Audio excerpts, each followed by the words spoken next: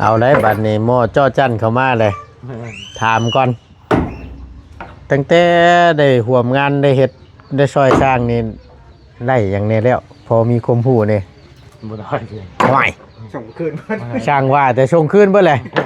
ไอ้บ่แล้วนี่เนาะสมัยเรียนเตียนเนาะจบอันเลิกจบแล้วส่งคืนเบิด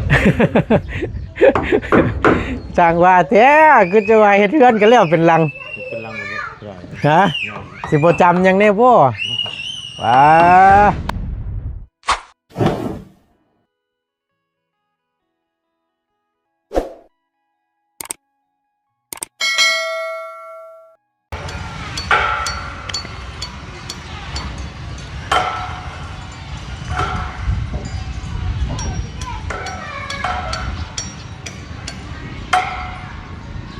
เอาใส่โครงเล็กอย่างดีทั้งนี้ก็ได้เนาะใครอยู่หรอกเป็นสร้างเสื้อเองอยู่พี่น้องมาบานนี้มาต่อกันเนาะตัดภาพอีกบานนี้พี่น้องเลย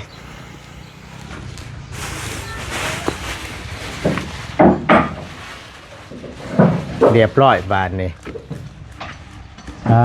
โธ่ตึงปั๊บมาชิปเลยเจ็บปันนึงยืนบานนี้เรียบร้อยพี่น้องเนาะเพื่อเป็นการบ่เสียเวลาก็ถือว่าได้ติดเลดตึงๆอยู่บานนี้แน่แจ้งอยู่พี่น้องแจ้งอยู่เนาะนี่คักละบานนี้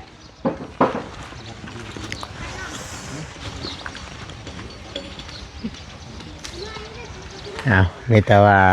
เห็ดนั่นแหละเห็ดประตูบานนี้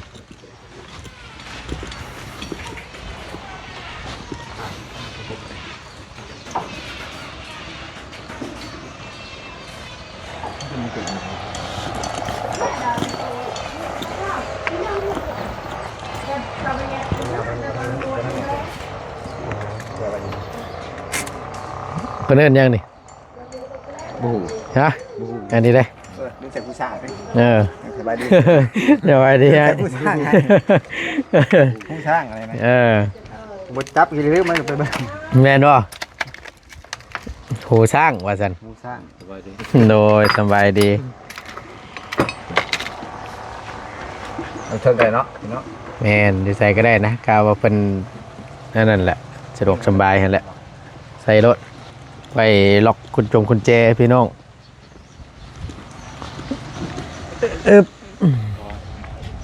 มาใช่แล้วแน่หอมไม่ต่อเลย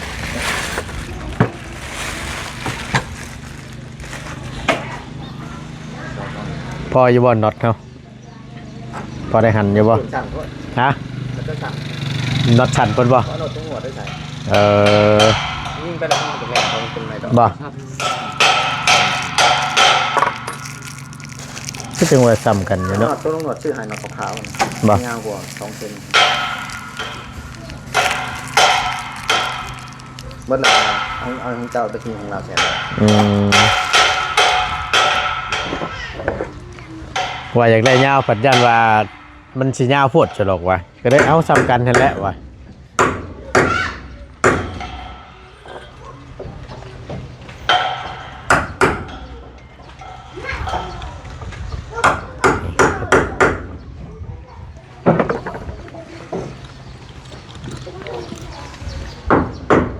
มันหย่อนอย่างมันนอนคือมันออกแล้วเนี่ยเล็กมันจะเข้าในตองเขาตองมันนอนขึงๆด้วยตอกกันหลอดกับคืนออกมันใหญ่จำก็ได้กันเพราะมันมีเล็กในกดมันแมนขาดศูนย์ลอมเล็กใช่ไหมลอมเล็กใช่ไหม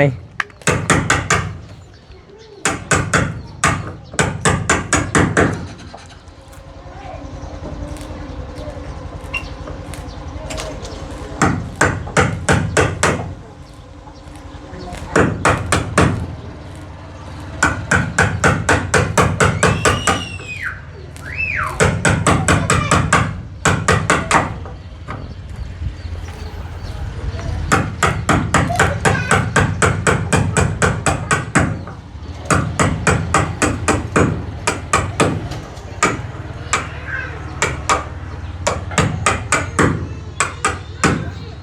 เอาได้บัดนี้หม้อจ้อจั่นเข้ามาเลย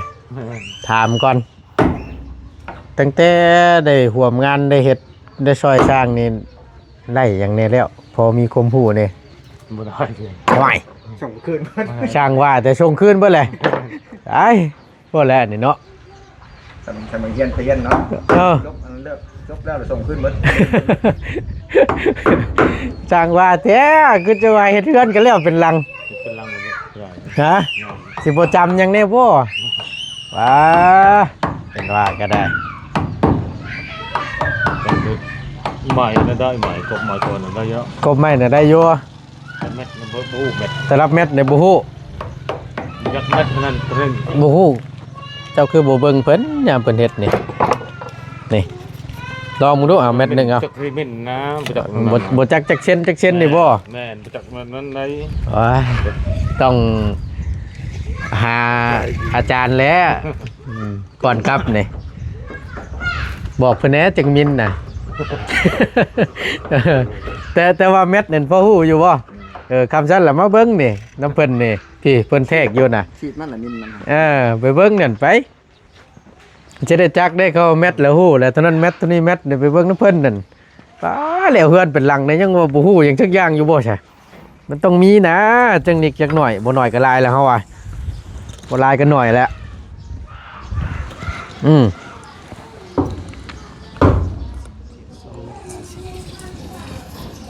2 เมตร 2 เมตร57ฮู้อยู่ว่าผู้ใหญ่สอน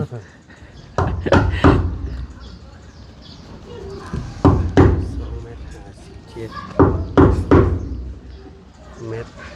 เอาจังซี่เดี๋ยวเฮาสิลองเบิ่งเด้อเฮาสิแน่มุงใหม่ก่อนพอสิเหลืออยู่บ่พี่น้องเอ้ยเฮาสิเจ้าเฮ็ดอันประตูปิดทางขึ้นนี่ เด้อฮะบ่ยอมแล้วถามเพิ่นนี่ถามอาจารย์นี่ว่าต้องวัดเอากว้างซำใดยาวซำใดสูงซำใดเปลี่ยนเบิ่งดูนั่นถ้าเฮ็ดตัวนั้นผ่านนี่ปั๊บบักชิบเลย เอาประตูทางขึ้นนี่ประตูขึ้นเรือนเจ้านี่เปลี่ยนใหม่ปาดเดือยลองเบิ่งบ่ได้เฮ็ดนำบ่ซะตัวเฮือนมีตู้เฮ็ดอยู่กำเฮ็ดเลยต้องฮู้กำเฮ็ดแหละ เห็ดโดดนี่ปลายไม้มันนี่ก็มีอยู่ผ้าเป็นซีกเนียบก็ได้คักคือกันงามคือกันลองเบิ้งพวมเครื่องมือเพิ่นยังบ่ทันได้เก็บนี่เนี่ยเฮ็ดไว้โดดเฮ็ดนี่แหละเนาะสั่นเราบ่เป็นได้ตู้เอ้ยมันเถื่อบ่ได้เฮ็ดโต๊ะเฮ็ดตั้งพอได้นั่งดินนั่งหัวบ่ได้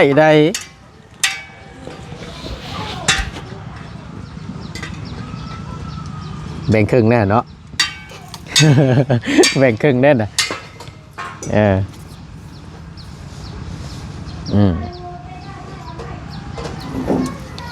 ฮึบ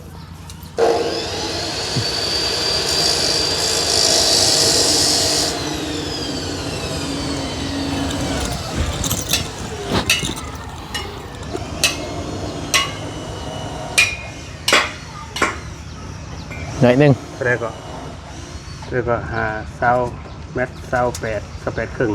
rồi เลยอย่ามัน ไข่เป็ดไข่ไก่ติ แม่นควบ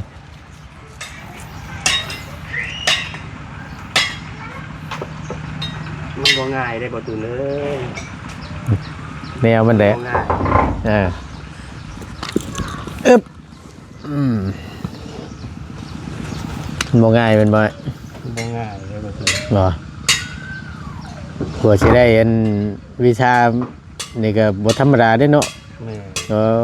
ต้องมีค่าคู่ค่าค่ายนำบ่ คันหาว่ามันมีบ่มันก็มี แต่มันก็ต้องความฉลาดในตัวเฮาอ่ะ อยู่ทั้งนี้และทั้งนั้นก็อยู่นำความไหวพริบอยู่ในตัวเฮานี้ เฮาเบิ่งเฮาต้องเข้าใจ เวลาเพิ่นเฮ็ดเวลาเพิ่นจับบ่ต้องคอยสังเกตนะว่าแล้วก็เนาะคอยสังเกตคอยเรียนรู้มันถามนะสิว่าแล้วก็เอาได้ผู้ใหญ่สอนเด้อย่างน้อยก็ให้ได้วิชาจักวิชานี่ได้ติดไม้ติดมือไว้นำน่ะพวกเพิ่นสอนนะ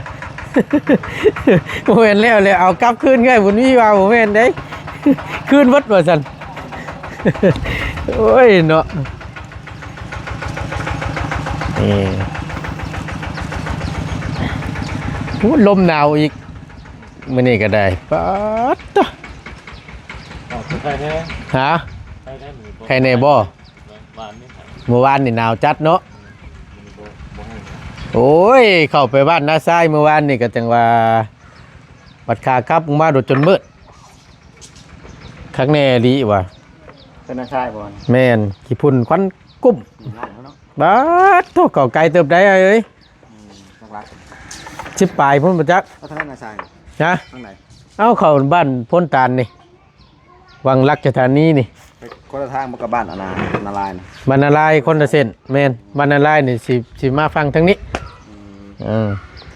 คนละเส้นทางกัน ไปผู้เดียวบ่ เข้าไปวัดสามมันแหล้วดุงหนวดดุงเติมพอดีไปพ่อทั้งในบ้านเพิ่นพอดีแต่ในบ้านเพิ่นและในบ้านเพิ่นแนะนำเข้าไปจะได้ขับไปเบิ่งตัวน้องเป็นประจารุโจรอยู่ที่ว่าเนี่ยเสื้อผ้าหน้าแท้ที่นอนทำที่เห็นหมดแล้วตัวน้องคือว่าเป็นอีกครอบครัวหนึงว่าสั้นจ้ะเนาะแต่ยังดีแต่ว่าเข้ายังพอได้กินอยู่แต่ว่าเรื่องสภาพเพื่อนชาติก็ถือว่านักอยู่แล้วหากเอาเข่าขึ้นเล่าแล้วไปวัง2-3 มื้อนี่ได้ ทางเขาเลี้ยวเขาเลี้ยวซ่า เอาจะกี่ว่าใดๆก็จังว่า ต่อเขาเลี้ยว รถเขาบ่ไปปั้นเราอ่ะเพราะว่ามันยากเราก็ได้คอย เตี้ยบ่ ตีเอาเราอ่ะหากันแล้วเราอ่ะว่ะก็แน่ดีว่ะ ซ่า แม่น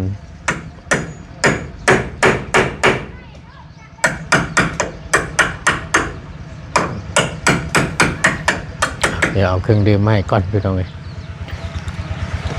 บรรยากาศยามเช้าๆเนาะจ้ะเย็นได้พี่น้องเนาะเอาก่อนอื่นพี่น้องกราบทักทายสบายดีและสวัสดีเด้อพี่น้องเด้อสบายดีกันบัดสุขูสุคนเนาะว่าสิอยู่ในและกระต่างประเทศก็ยินดีต้อนรับเข้าสู่ช่องประธานป้องชาแนลคือเก่าเนาะ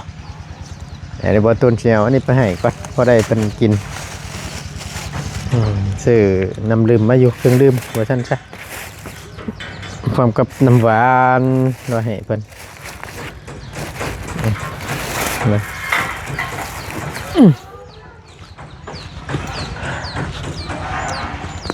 บรรยากาศ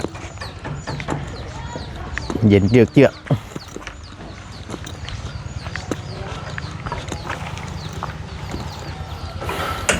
เอาเลยบานนี่เพิ่มพลังก่อนคิดนักแล้วบานนี่เอา ใจเดียวบ่ถูก โดยลองมึงดูตัวนี้ความสิเป็นอะไรเงือก2 บาทมันพ่อนะจักสิเป็นอะไรลองเบิ้งตัวนี้ ของแท้ไป จังหวะ ลองเบิ้ง มันเป็นในบ้านแปลกไปเรื่อยเนาะ ฮะ ซื้อคือน้ำมันอันดัง โดยลองเบิ้งมันเป็นอะไรรสชาติเพิ่น คือเอ็มร้อย คือมันร้อยบ่คล้ายๆเนาะ แม่น นี่แต่ว่าบ่แม่นแล้วว่าเบิ่งด้วยชื่อเพิ่นน่ะ ซูโม่ ซูมุ ซูโม่ ลองเบิ้ง เจ้าสิดีดเดี๋ยวกินของเจ้าเนี่ยใส่ไปนิดนึงเอาลงหนวดมาให้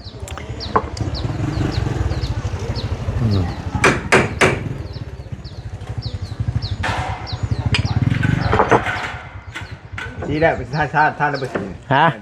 สีเห็นบ่แล้วก็ท่ารถแล้วเดี๋ยวเอาสิซื้อเขามาให้ บาทขึ้นมา ฮะ บาทขึ้นมา ช่วงบ่ายบ่ เป็น2 คนก็ได้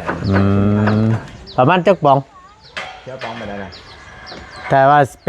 ป็นสีน้ำนี่เด้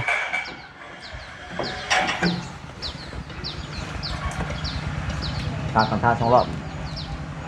เก็บ2รอบ พ่อก็ทางกลางไปทางบนกลางนั่นนะเอาซีแบบท่าเพื่อนอันประตูเอาซีแบบผสมแบบกึ่งน้ำมันทำบอกเป็นซีน้ำมัน โดย ทางกลางนี่ ทางกลางนั่นบ่น่าสิมีอยู่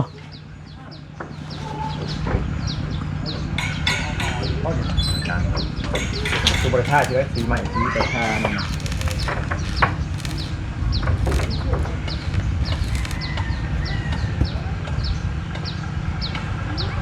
ปั๊บ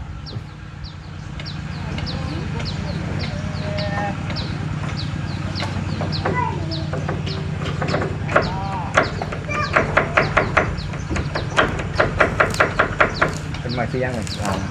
ฮะคือนะบูฮู้ร็อกกันนะถามเขาถามเพื่อนขึ้นมีเพื่อนนึกถามเขาอีกไอ้ว่าสียังงามแหละ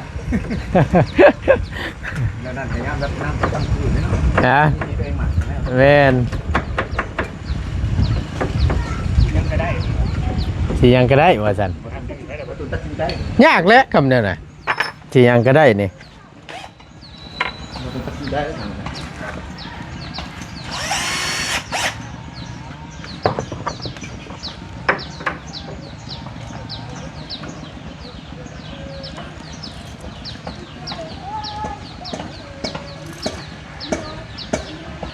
โอ้เราก็เห็ดโค้งเนาะใช่โค้งเด็กเล่นนี่เจ้าวันเส้นหนึ่งเท่าไหรเนาะ เป็นใหญ่มี200,000 ปลายมา ต่อเส้นนั้นบ่ แม่ เออ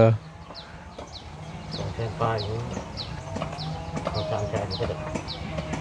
ยาว4 เมตรคือกันเนาะ 6 เมตร 6บ่อืม แต่ราคาต้นน้ากับต่างกันอีก อิงตาม อินตามมันจริงๆได้ ได้เกรด หาเกรดผมจ้ะ โอ้ถ้าว่ามันนากับราคาก็สิแพงเพิ่มเติม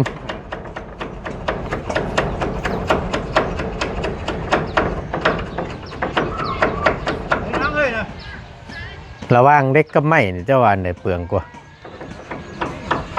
ราคาแพงกว่า ราคาตัวนี้สิขึ้นกว่าแมันบ่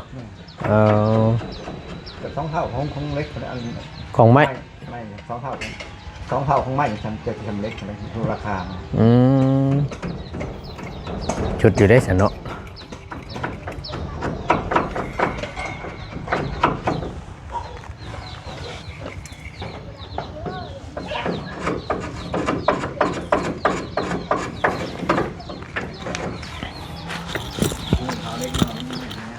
แม่นบ่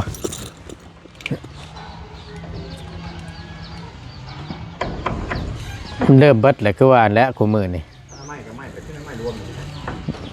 แม่รวมมิตรติ ไม่ไม่ตัวดี แม่นอยู่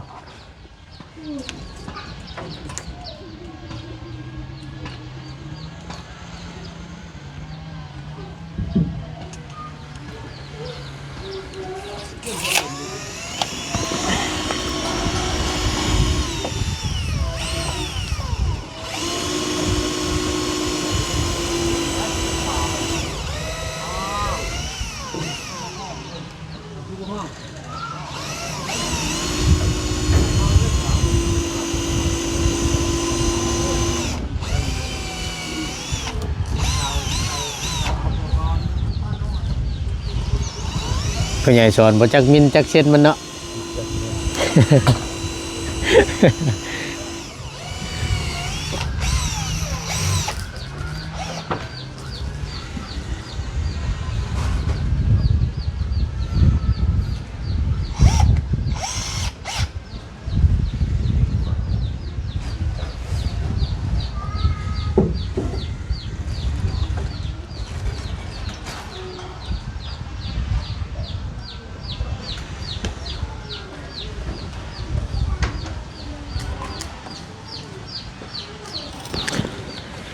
ถ้าสมมติว่า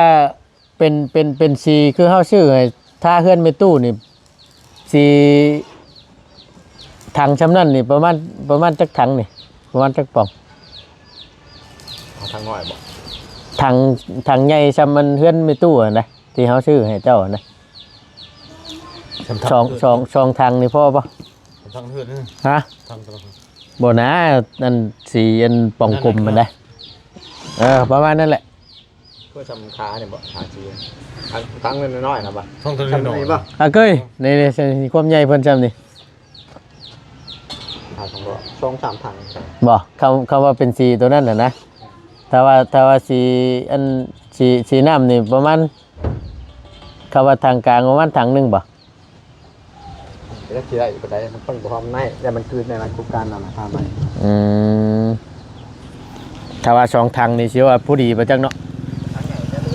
ถังใหญ่ปัจจันเดือติเดือจะอีท่าอีกผู้ใหญ่สอนมีแนวท่าบ่ ท่าตีน ท่าตีน ตีนมัน ท่าตีนวะ ได้ปลูกใหม่ต่อ พูดแล้วเราจะไปตกแต่งต้นน้ำใหญ่พวกนั้นน่ะเนาะ ตีนเขานี่นะ อ่า มันเหลือเด้อ ถ้าว่าขนาดกลางอะนะไอ้ทางกลางอะนะถ้าว่าสองทางนี่ผู้ดีบ่ปะถ้าว่าเป็นอันนั้นนะสองทางกันนะ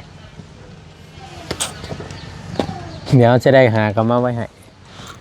ถังใหญ่เลยลายไม่ได้ถังมันใหญ่ๆกว่านี้ ล้านปลายพวกนั้นน่ะ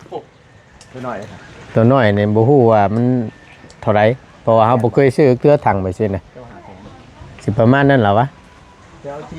ที่มันทาไม้ได้แบบอย่างเด้กึ่งแบบว่ากึ่งน้ำมันนะ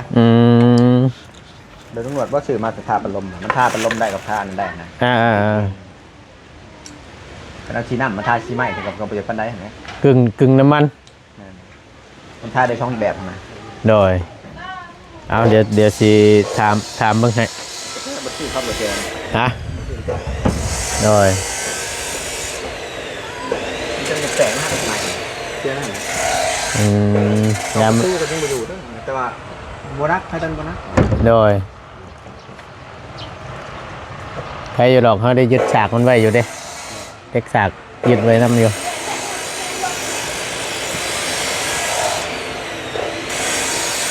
เอาก็ถือว่าเรียบร้อยแล้วพี่น้องเนาะก็ได้อันนี้ได้ใส่เต็มรูปแบบแล้วบาทนี่คักแล้วเรือมอเข้ามาทุกที่เนาะความฝันของน้องเพิ่น